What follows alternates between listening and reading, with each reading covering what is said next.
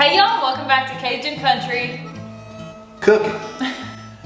So y'all have asked us over and over again for a cooking video. And for just a little bit of background, in case this is your first video seeing us, we are in the process of building our own home. So, hence the stud walls, hence the unfinished sheetrock, but that is not gonna stop us from cooking some Southern Louisiana food. We've been asked to make étouffée, jambalaya, courgette, all kinds of things. And we'll probably get to doing every one of those. But we kind of wanted to go by the general consensus, and that was gumbo. And if you're out there and you cook gumbo, I bet you believe that yours is the best gumbo. Because everybody thinks that their own gumbo is the best, and everybody has their own way of doing it. Now, when we cook this gumbo today, we're just going to be showing you how we do it. It's a very simple dish to cook. A few little tricky parts, but if you're paying attention, you're going to knock it out of the park. It don't matter where you're at. If you're in South Louisiana or in Okinawa, it does not matter. This is going to turn out just right. Now, if you're not familiar with what gumbo is, and if you've never went through the southern states around Louisiana, and you're like, what is gumbo? Please do us all a favor and don't say soup. Or stew. Please. That's just, the sting of a hand on the cheek to every Cajun person in Louisiana if you call this stuff soup. Gumbo is just that. It is gumbo. It is a melting pot of all different types of meats and vegetables, and it is absolutely delicious. Well, one of the really good things about gumbo is that you're not narrowed to one playing field. Like today, the gumbo we're going to be cooking for y'all is going to have chicken, shrimp, and sausage. Smoked sausage. Good old smoked sausage. But you can put crabs, you can put crawfish, you can make a gumbo out of just about whatever you want to. Or take out whatever you want to also. That's right. The big caveat to gumbo that a lot of people get hung up on is with okra or without okra. Some people don't like that. It gives them kind of a slimy texture if you cook okra in there, and some people don't like that. I love it both ways, but today, just for the people out there that cringe about okra, we're just gonna leave out okra for today. First thing that we're gonna do is get our chicken cut up, get our shrimp cut up, and get our sausage cut up. So the really cool thing about this sausage and the shrimp and the chicken that we're gonna be putting in here is the chicken was local, the shrimp came straight from the shrimp boats, straight to our front door. We actually had to do all the processing of them. And then the sausage came straight from Jim's daddy. He does sausage and boudin, which I don't wanna stir y'all up with too many southern words, but love me some boudin. Oh, and crackling? Ooh. We're gonna confuse them. My good, when you have good pork crackling straight out of the grease, they're hot and they're seasoned, they're still warm and crackling. Oh my God. We're gonna have to do a video on cracklings for sure. Just not chitlins. No. Chitlins. I'm out on chitlins. If y'all like chitlins, y'all ain't got a nose. Y'all have been around that. Woo! Yeah, that's one of those things, if you know, you definitely know. Okay, let's get it cutting.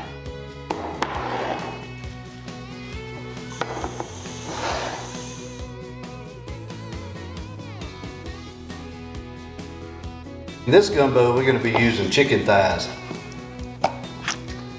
I know a lot of people like chicken breasts, but to us, chicken breasts just have a dry texture that we don't like in our gumbo. So we're going to be using these big juicy thighs to keep everything nice and moist. I'm just dicing these up. There's no rhyme or reason to it really. Just about the size of a little bigger than a quarter. And throwing them in there. Now if you want it broke up more, you can definitely cut them however you want to. Just whatever your heart feels is right.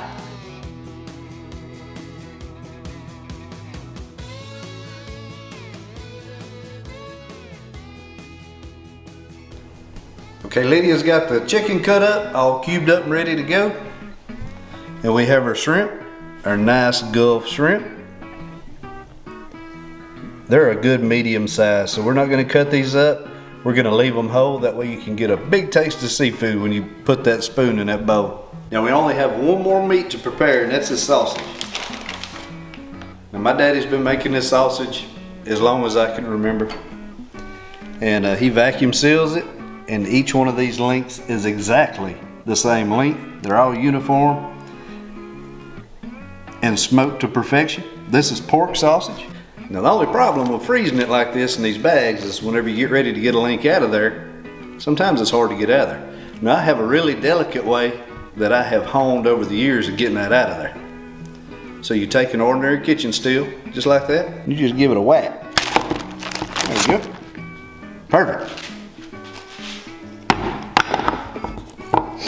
Gentle as can be.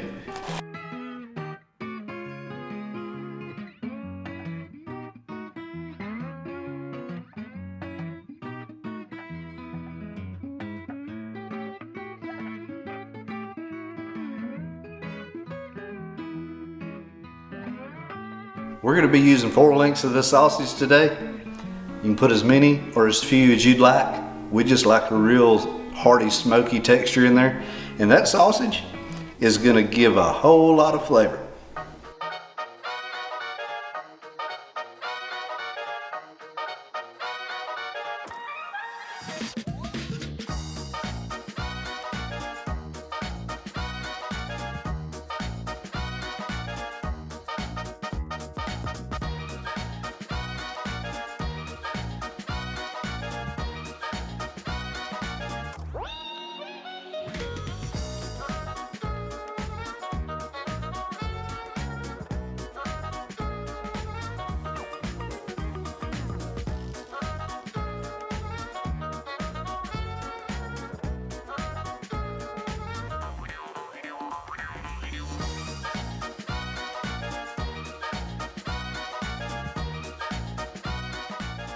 And now we begin.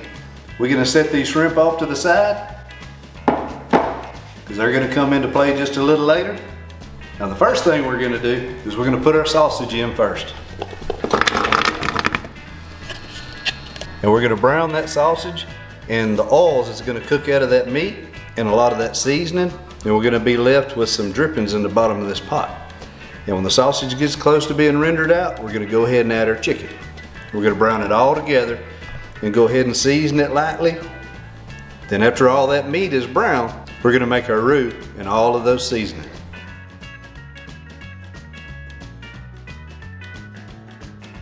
So we have the stove set on about medium, and we're going to slowly start bringing this up to temperature because we don't want to hit it really hard at first and scorch anything. We just want to get it to start cooking.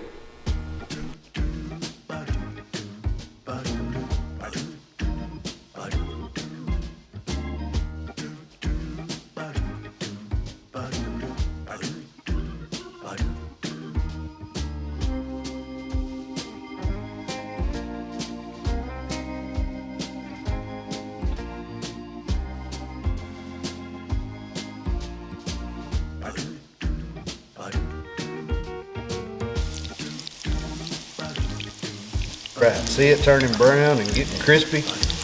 You see the oils left over in the bottom of that pot, full of seasoning and smoke flavor. That's gonna be good. So just to give y'all a little bit of a timeline here, this is a dish that you don't want to get in a hurry with because it's good. We ain't cooking ramen noodles. We're cooking good old gumbo, so you want to take your time. So this took probably about 15 minutes to get it cooked down to this point right here.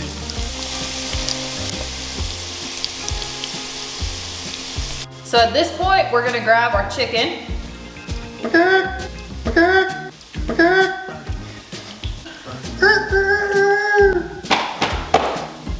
gonna take our chicken and we're gonna start just putting it in. I guess you can dump it all at once. I just don't like it to splatter everywhere, so. Gotta be very delicate with the chicken. That looked professional. All right, so now, just gonna start stirring all this in, mixing it all together. We just wanna get all that chicken coated really nice in that oil. Listen at me, in that oil. You never knew that I came from Illinois. Wait, you never know that I came from Illinois. You gotta stir that chicken round and round. Round and around it goes. When the chicken will cook, nobody knows. Just kidding. It'll cook in approximately 15 minutes.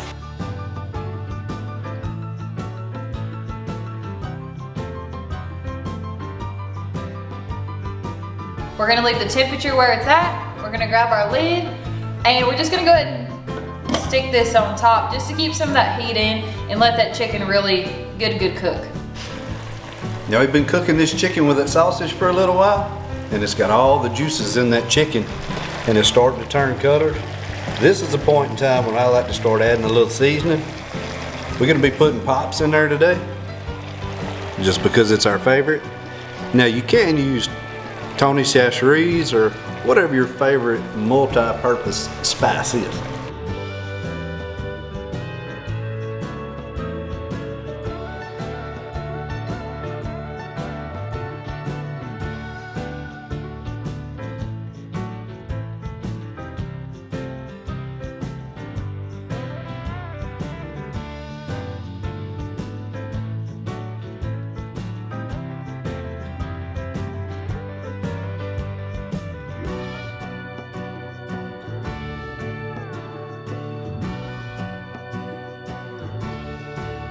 Now that we've got that seasoning put in there, we're just gonna put the lid back on it and let it keep on cooking down. So this is the one that Jim was talking about. This is that Tony's Chachere's. Chachere's. And you can find this at Walmart. I didn't even know that it existed whenever I lived up north, so you can find this at your local Walmarts. Now one thing that's really neat about this Pops is that on the side it tells the story of where it came from. And I just thought that I'd share it with y'all. Raised in a small Cajun community in Louisiana, Pops and Grammy knew what good Cajun food tastes like. It takes a special blend of spices to make good food taste great, and our seasoned blend does just that. Now put that in your pot and cook it. Right below it does have a website link, so I'm definitely gonna put that in the description in case y'all wanted to check this product out. Now, disclaimer, we do use this. These are both Cajun seasoning. And this is really good. This is just our favorite out of the two.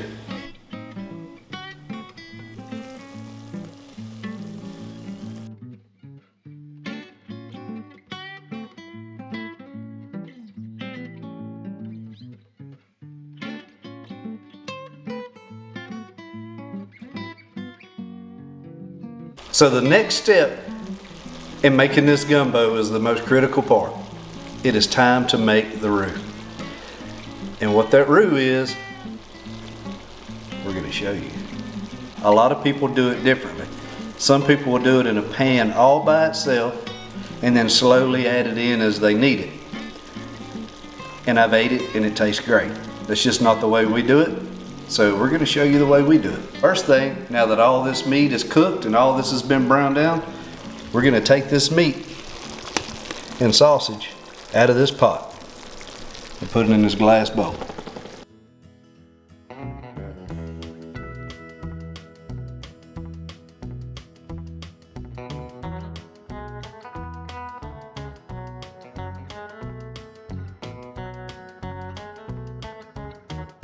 All we're gonna do with this meat is just set it aside and come back to it in a little while.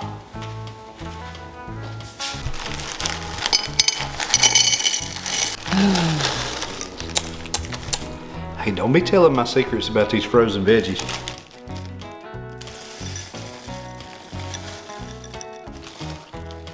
When you build a roux, it is all based. So you put a little cooking oil and you put some flour. And you stir that and you keep stirring it at a pretty high heat until it starts getting that good dark color. Now, it is okay if you just put cooking oil in the skillet and you brown the flour in that. But I like to do it in the meat juice, and it gives it so much more flavor to me. Here's how I do it.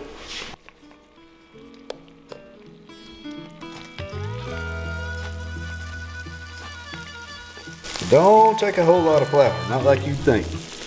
That's probably about a tablespoon, 2 tablespoons. Now, we're gonna start stirring this around.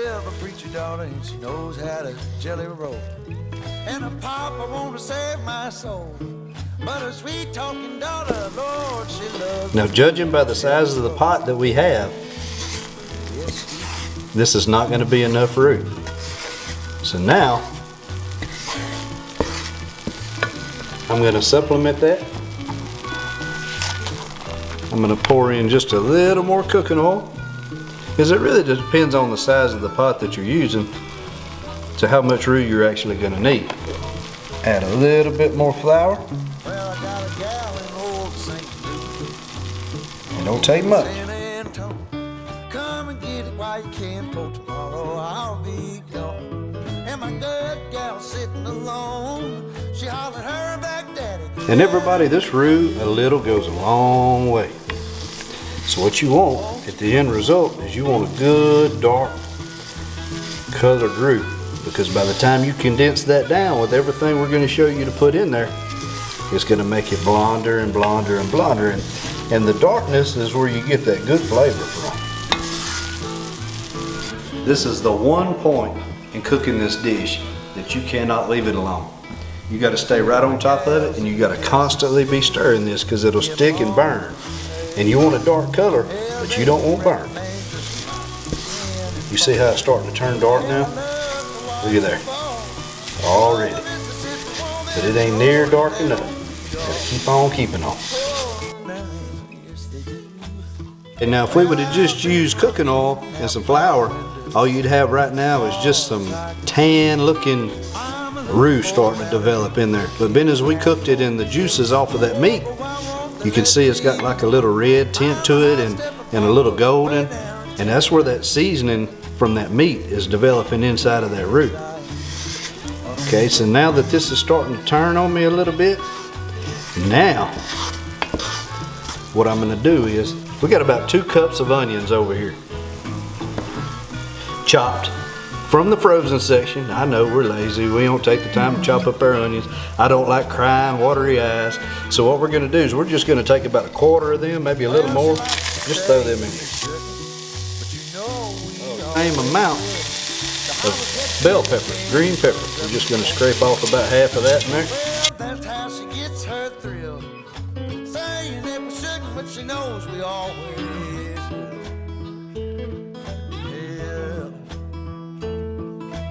Now that we're waiting on that to cook down, I'm gonna add about a teaspoon of minced garlic in there.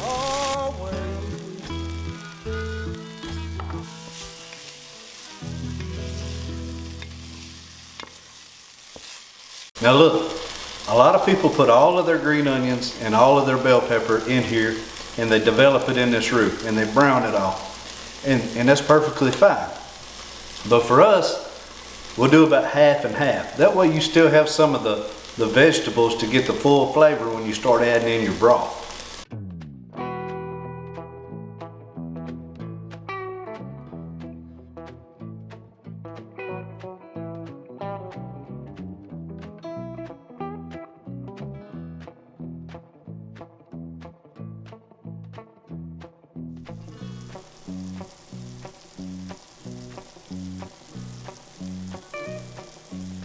Well, now that we have our roux, that dark caramel color, we're gonna add back in our chicken and our sausage that we browned earlier.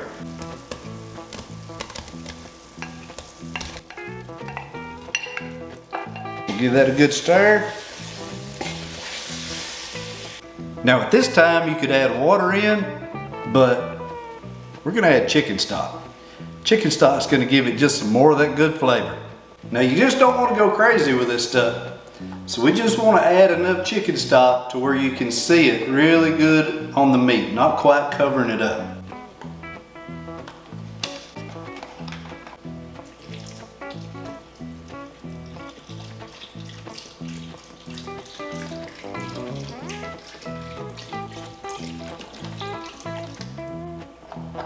Give that a good stir, get all that goodness in there. And we're gonna put this lid on and just let it simmer for a little while. Simmer time is my favorite time. Simmer time, you can just kind of kick back and take it easy and don't have to worry about stirring, nothing burning. So simmer time is my favorite time cooking gumbo. Oh.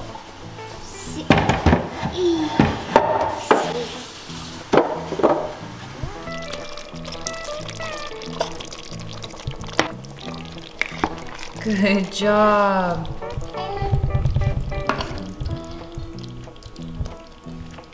So now we're taking our onions, what was left over of them, and we're putting them in here along with our green pepper.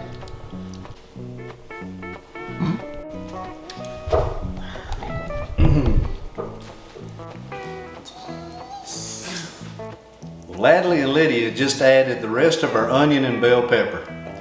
And the reason we want to add in that half at this point is because all the other onions and green peppers were caramelized. So we want to save some green and some onion for not to be raw, but to cook in with the broth. The only other vegetable that we're going to put in, a lot of people cook with celery, the Holy Trinity, onion, bell pepper, and celery, but we don't like celery. So after she's put the rest of the onion and bell pepper, we're just going to put like a handful of chopped green onion. We get this green onion from my mom and dad. They raise a big garden every year. So we take that green onion, we chop it up and put it in a bag and freeze it. That way we can have just as much as we want anytime we want. What I really want to try is dehydrating it and see if it works or not. Me and Jim's mom has talked about that a few times now, and both of us just haven't gotten around to do it. So if y'all have dehydrated any of them green onions, let us know how good they are whenever you rehydrate them. So we're gonna get that all nice and stirred in, and we're just gonna let that simmer again. Y'all remember, simmer time is my favorite time. So we got all the vegetables that we're gonna put in this gumbo now. And we're gonna let it simmer for a little while and let those vegetables get tender. Then we're gonna add in our shrimp. We always put in our shrimp last because shrimp is really tender and it cooks away, and it can get really tender and break apart. We don't want that. We want our shrimp to be nice and plump and whole. You want your shrimp to be plump? I love plump. I love plump shrimp.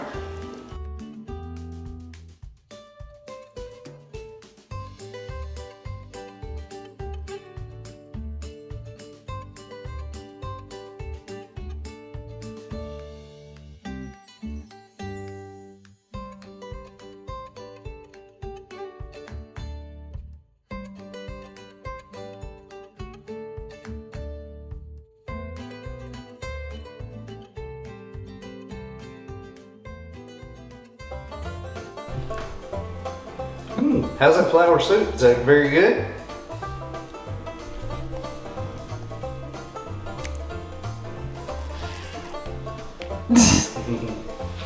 Yucky.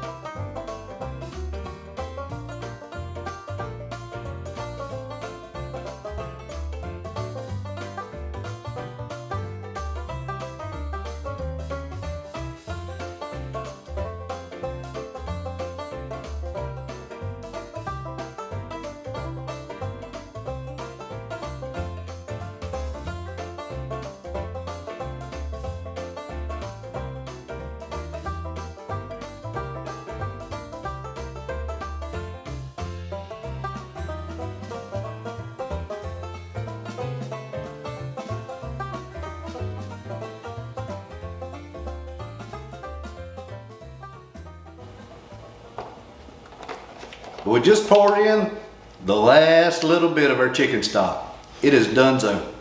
Done. No more chicken stock. Now all we have to do is let it simmer for a few more minutes now. Just get it all blended and cooked together, and this pot of gumbo will be ready for your pleasure. So once you've got everything thrown into your pot, it really is a good time to switch the laundry over. Shave your face. Go outside and mow the lawn. Or, if you're in the north right now, scoop your driveway with all the snow you got. So mow the lawn? Mow the lawn.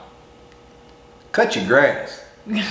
Mow your yard. Ain't no one down here mows the lawn. It really is a good time to just let it sit and cook down. That's the one thing that I've had to learn about Southern cooking is it's gonna taste really good right now, but tomorrow it'll be even better whenever all those flavors have sat together. We're gonna let this sit here on a medium temperature for about 30 more minutes and it'll be ready to plate. All right, time to cook the rice. Cooking rice. Everybody's gonna tell you a different technique. And if you want to, you can check out one of our previous videos where we cooked a little etouffee, and I'll show you how I cook my rice. But at the end of the day, it's 1 part rice, 2 parts water, a little bit of salt, and you're good to go.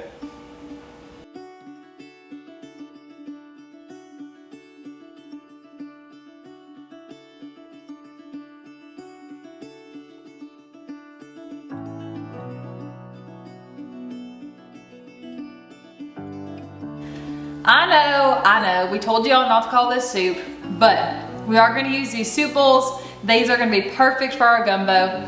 And let's just call them gumbo bowls now.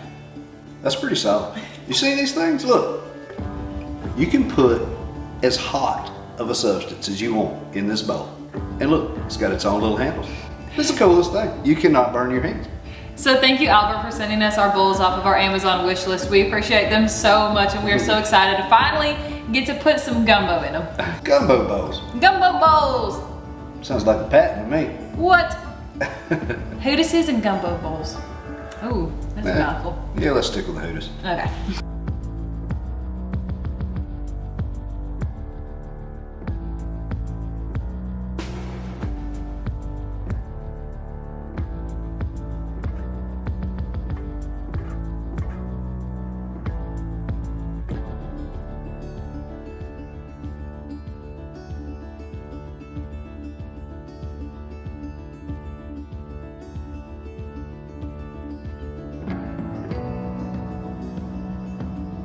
Now that, my friends, is some good old Cajun Creole gumbo.